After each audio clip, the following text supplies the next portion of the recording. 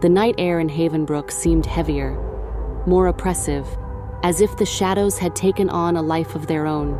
Weeks had passed since Alara's strange return and Miri's disappearance, but the horrors had only intensified. Every few nights, another villager vanished without a trace. By now, even the most skeptical among them whispered of witches and dark forces. The village council, desperate and fearful, sent a plea for help to a distant town. They had heard rumors of a renowned witch hunter named Aldrich Fenwick, known for his fierce reputation and ability to handle even the darkest enchantments. If anyone could break the curse, it was him. A week later, Aldrich arrived, shrouded in mystery and armed with weapons unlike any they had seen. Silver-tipped stakes, potions glowing with an unnatural blue light, and a staff carved with strange symbols.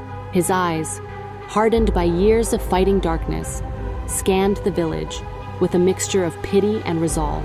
"A shadow hangs over this place," Aldrich murmured, meeting the gaze of the villagers huddled around him, "and it won't be broken easily."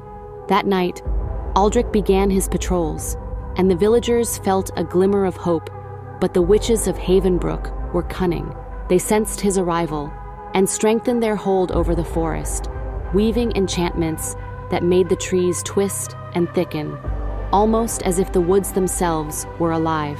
As Aldrich ventured into the forest, strange whispers clawed at his mind, trying to disorient him, to make him falter, but he pressed on, eyes sharp and senses alert, until he reached the edge of a clearing where something strange lay hidden beneath the dirt, a symbol drawn in blood that glowed faintly in the moonlight.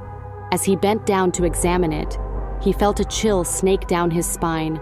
"Welcome, hunter." A cold voice drifted through the trees. From the shadows stepped Alara, her once innocent face now twisted into a look of unnatural malice, her eyes glowing with the dark magic that held her. "You're the girl who vanished," he said, his voice low. "What have they done to you?" She tilted her head, a sickly smile curling at her lips. "They gave me power," she whispered, and with a sudden unnatural speed, she lunged. Her hand glowing with dark energy, Aldrich barely had time to dodge. The force of her magic shot past him, searing the ground where he had stood, but he was quick, trained for moments like this. Drawing his silver-tipped blade, he lunged forward, aiming for her heart, only to have his blade met by a wall of force that crackled with energy. The air was thick with the smell of sulfur as they clashed. Aldrich's skillful strikes, meeting Alara's dark magic, but he knew he couldn't kill her. She was only a pawn, another soul twisted by the witch's curse.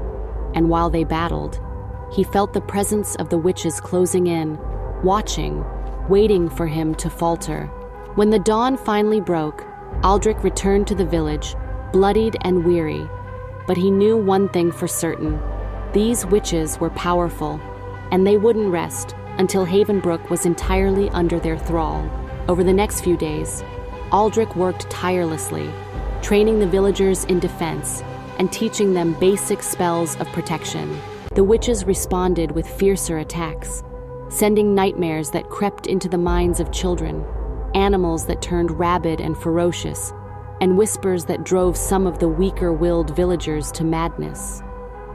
One evening, as Aldrich prepared for another patrol, he was joined by a figure cloaked in dark, concealing robes. When the figure lowered her hood, Aldrich was met with the piercing gaze of an old rival, Lilith Arwell, a sorceress known for her skills in the occult.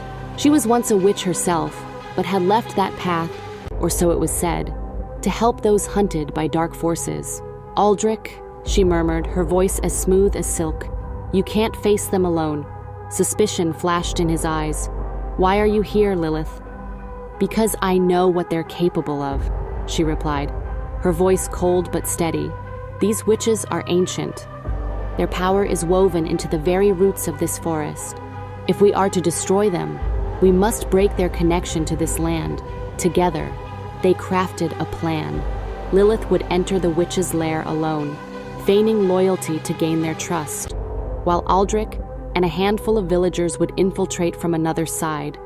The forest was treacherous, filled with traps and symbols meant to twist the minds of intruders.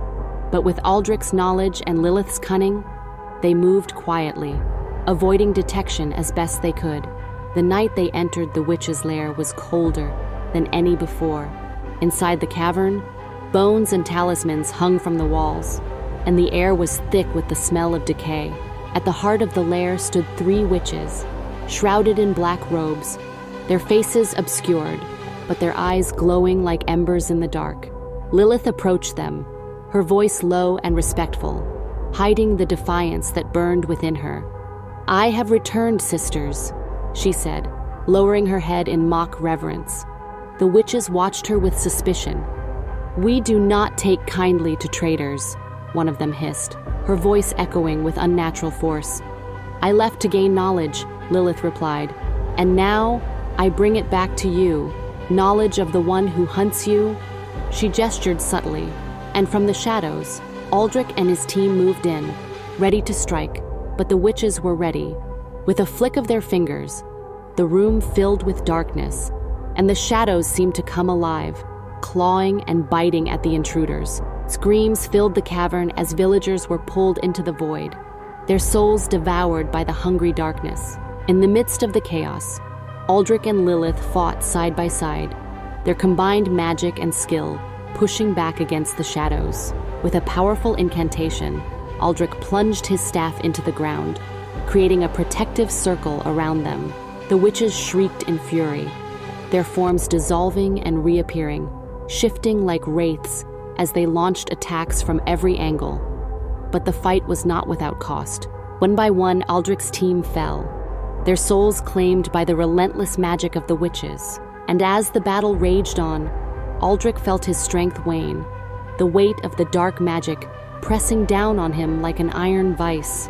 Just as all hope seemed lost, Lilith called upon the forest itself, channeling a forgotten magic that tore at the witches, ripping their connection to the land.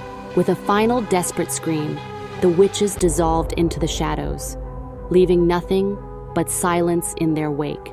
But as dawn broke over Havenbrook, Aldrich knew the battle was far from over. The witches' spirits still lingered, bound to the land, and as he watched the first rays of light pierce the forest, he realized that the real battle had only just begun. In the days following the fierce battle, the village of Havenbrook lay in tense silence, as though the forest itself was holding its breath. While Aldrich and Lilith had driven the witches' physical forms back into the shadows, the townsfolk sensed that their spirits still lingered, whispering through the trees and twisting in the fog that clung to Havenbrook's outskirts. Aldrich and Lilith worked tirelessly to fortify the village's defenses. Symbols of protection were etched onto every door, lines of salt traced every window, and a curfew kept every villager indoors before dusk. But despite the measures, eerie things continued to happen. Flickering lights appeared at the forest's edge. Faces of those taken by the witches reappeared in darkened windows, and every so often, villagers could swear they saw Alara wandering the woods, her empty eyes staring back at them from the shadows. The villagers grew restless, desperate for peace. After much debate, they decided to perform a ritual that would sever the witches' connection to Havenbrook once and for all.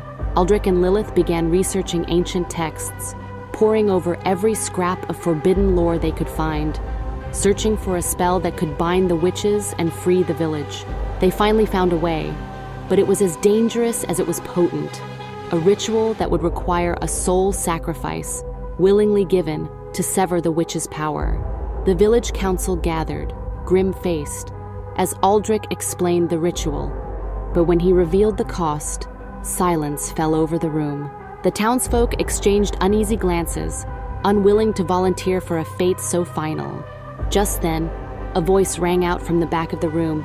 It was a young woman, Althea, who had lost her younger brother to the witch's curse. Her face was set with determination as she spoke, offering her life to save the village. Aldrich tried to dissuade her, but her resolve was unbreakable, and with a heavy heart, he agreed. On the night of the ritual, the entire village gathered in the clearing at the edge of the forest. The air was thick with anticipation and dread. Althea stood in the center of a circle etched into the ground, surrounded by candles and symbols carved into the earth. Aldrich, Lilith, and the other villagers formed a protective ring around her, chanting incantations to summon the witches and seal them within, but the witches were ready. As the ritual began, the fog thickened, swirling with dark energy, and the trees seemed to twist and grow taller, as if forming a cage around the villagers. Then a bone-chilling scream echoed through the forest, and the three witches appeared, shrouded in black mist, their faces twisted with fury and malice. "You think you can bind us?" One witch spat, her voice a deadly whisper. "This land is our Sit's very soil drinks in our power." The villagers' chants faltered, fear creeping into their voices. Althea stood in the center, her face pale, but her resolve unwavering as she continued to chant. With each word, her life force ebbed, growing weaker. The witches began circling the clearing, their hands weaving dark magic that tore at the protective symbols, unraveling the villagers' defenses. In desperation, Aldrich unleashed his last line of defense, a potion of holy fire. He hurled it at the witches, the flames roaring to life as they devoured the shadows. The witches shrieked in pain, their forms flickering, but they did not retreat. Instead, they turned their wrath on Althea, their eyes glowing with lethal intent. But Lilith wasn't finished. She had been holding back, biding her time, and now she called upon the power of the forest. She slammed her staff into the ground, and the trees around them came alive, branches twisting like arms as they reached for the witches, binding them in place. The witches screamed, their forms flickering and fading. But one by one they broke free, their power too great for even the forest to contain. With a terrifying howl, the lead witch lunged toward Althea, her hands crackling with deadly energy. But just as her fingers closed around Althea, a brilliant light burst from the center of the circle. Althea's spirit, her sacrifice fully accepted, erupted with a force so pure and powerful, it burned the witches' dark magic, consuming them in white-hot flame. The witches screamed in agony, their forms writhing as they dissolved into the air. Their connection to the land finally severed, the light faded, and in the silence that followed, Althea was gone, her sacrifice leaving a bittersweet peace over the village. The forest was quiet, the dark energy dissipated, and as dawn broke over Havenbrook, the villagers felt a profound sense of relief. They mourned Althea's loss, but took solace in her sacrifice. Aldrich and Lilith left Havenbrook soon after, their work done, their task complete. But as they disappeared into the horizon, a shadow passed over the trees, unnoticed by the villagers who had returned to their lives. Thinking the terror was behind them, little did they know, deep within the forest, the witches' curses had taken root, waiting patiently for the day they could rise again.